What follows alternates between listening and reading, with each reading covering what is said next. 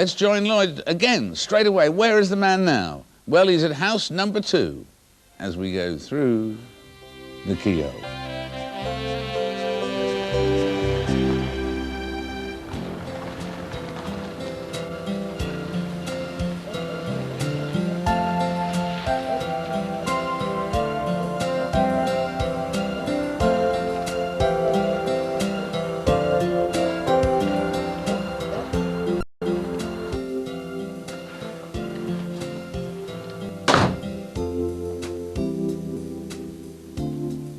These late Victorian country houses are very solid and comfortable, and when they're deprived of all their extraneous decoration, you can see just how handsome the architecture is.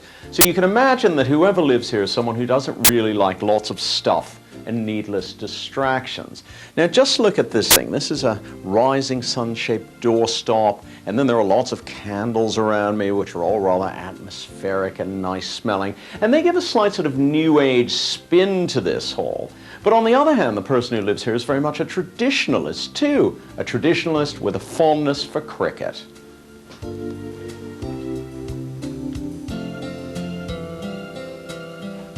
Well, this is an extremely grand room for watching a bit of telly in, and of course it has a heroic-sized television to go with its scale. Now, even though we're in a very, very English house, the feel in here is rather sort of exotic. There are lots of pale colors, there's an ethnic carpet, the coffee table appears to come from Southeast Asia, and there's a colorful painting of tropical reef fish hanging over the fireplace. It seems that whoever lives here has an interest in what perhaps you might call world music. That is, there are musical instruments from all over the place around me. So, for example, we've got a banjo, which one associates with the deep south of the United States, and a bagpipe chanter, which of course would be more at home in the Highlands. Now, whoever lives here really likes airplanes and really likes helicopters too. Look at some of these books. In the Cockpit, the Illustrated Encyclopedia of Aircraft, German aircraft of World War II, the de Havilland Mosquito, air navigation and aviation meteorology. So chances are this person likes to fly himself around. In a slightly more fantastic way, this person also likes futuristic flying and is a complete and utter devotee of Star Trek. This room is very tranquil. I suppose it has something to do with the color green. We have a green carpet, there's some pale green wallpaper, and the green of a Southeast Asian jungle scene. And of course, green is a very calming color.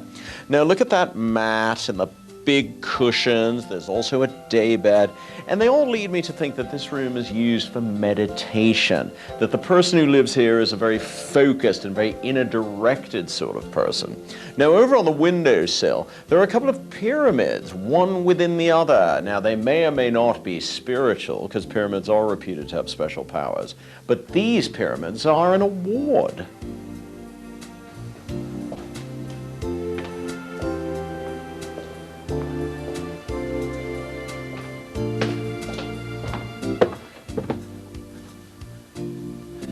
As you can see, the person who lives here likes watching Star Trek so much that he even had to have Captain Kirk's chair. But this room makes the bridge of the Enterprise look like a Model T Ford. This is frightfully high-tech, and it really shows that home music making around here is a pretty serious enterprise.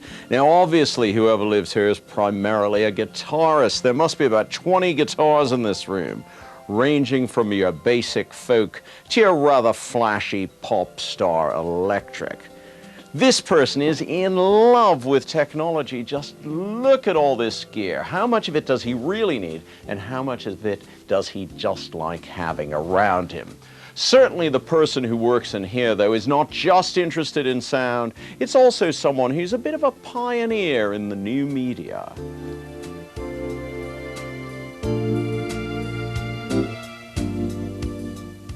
This house has wonderful formal gardens with really beautiful mature trees, and you get a fabulous view of them from up here in the bedroom. And the bedroom's most fantastic feature, I suppose, is the ensuite bathroom with an Olympic-sized sunken bath. Now let's look at the evidence. a Trekkie, pyramid power, art and technology. Who lives in a house like this? David, it's over to you. Well, thank you very much, Loyd. And now for our home and studio audience, here's whose house it is.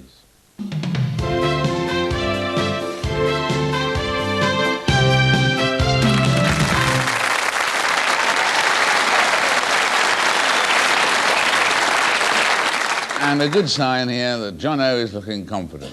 I would say there's definitely, with all those instruments around the place, a musical theme without, you know, we've got the recording studio, everything. Someone who not only makes music, but makes their money out of making music. So I think that's the career. Right. Diane. I also think that he is a musician. Somebody who's in his middle years, but doing something that's sort of young techno music.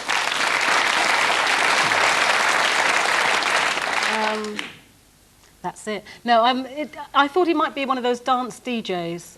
Yeah, but I think it's too tasteful for a dance DJ. There'd be a few more sort of... surprised, you see. I think it's somebody who, well, they haven't clapped, so it's not a dance DJ. Jonathan. Whatever this guy creates has something to do with the fantastic.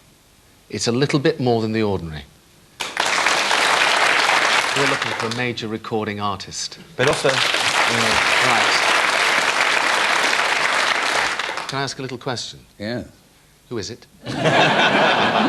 Anything but that. What's he look like? Has he got longish hair? Well, there's one thing one could say that, which is that there is one thing shared with Stelios earlier on in the process. George Michael. In the sense that Richard Branson played a role in this man's career too. I know then. Well, if it's Richard Branson, the first record that Richard Branson had a huge hit with was Mike Oldfield's Tubular Bells. That's it. That's it. That's it. Mike Oldfield, will you come through the keyhole?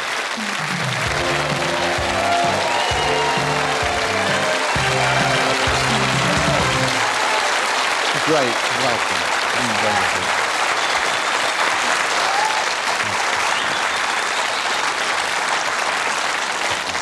Well, they loved the house. They were a bit slow there for a minute. Had to give them a bit of help, but such a unique work that once you get close, then you're going to get Tubular Bells, aren't you? I mean, what are the figures now, Mike, on Tubular Bells?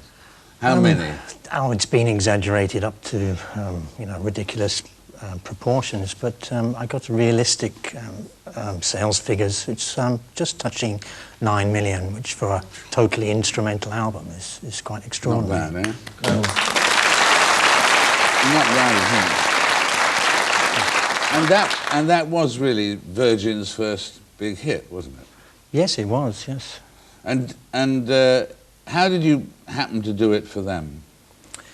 Well, it was a coincidence. I just happened to be in the right place at the right time. I was playing bass with a band who were rehearsing in the Manor House, which was where Virgin were building their studio and their company. And I bumped into Richard Branson and, played him my demos, took them more than a year to get back to me. And they gave me 1 week in the studio to see what I could do. And in that week, I did most of Tubular Bells. So. And what are you working on next? I had this idea of combining a flight simulator with experiencing beautiful music. And I looked into it some more, and I found out that we could actually make it downloadable from the internet. And we could also put some elements of gameplay in it. So I'm working on a completely new concept I call it Sonic Reality at the moment.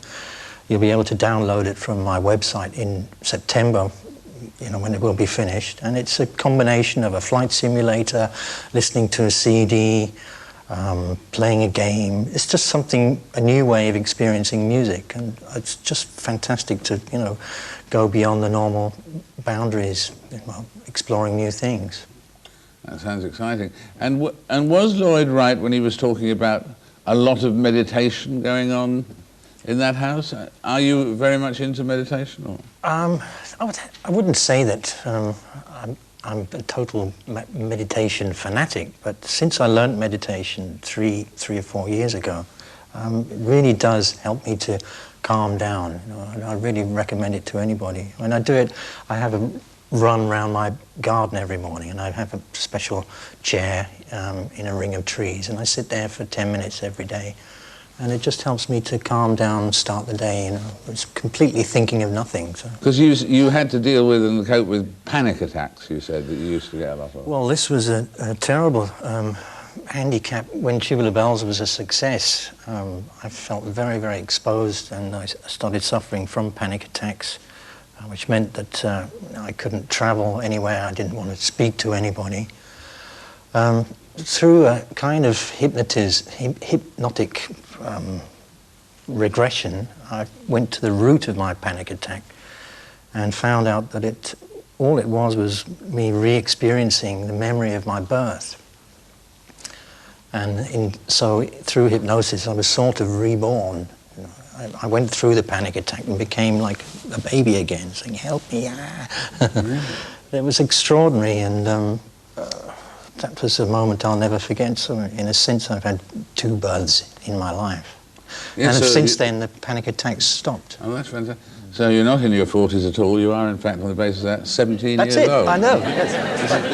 This is magic, absolute magic stuff. Well, it's a joy to have you with us, Mike, and we've got here this is total reality. This is Fantastic. Through the Keyhole key, which is our way of saying thanks a million for being with us. Oh, thank you as well. Our thanks to Mike Oldfield, ladies and gentlemen.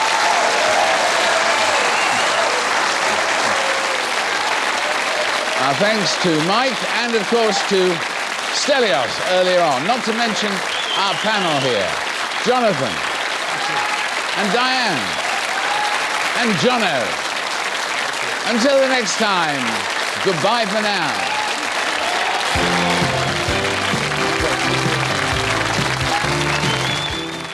Strained relations on BBC Two in 5 minutes. Esther meets parents separated from their children.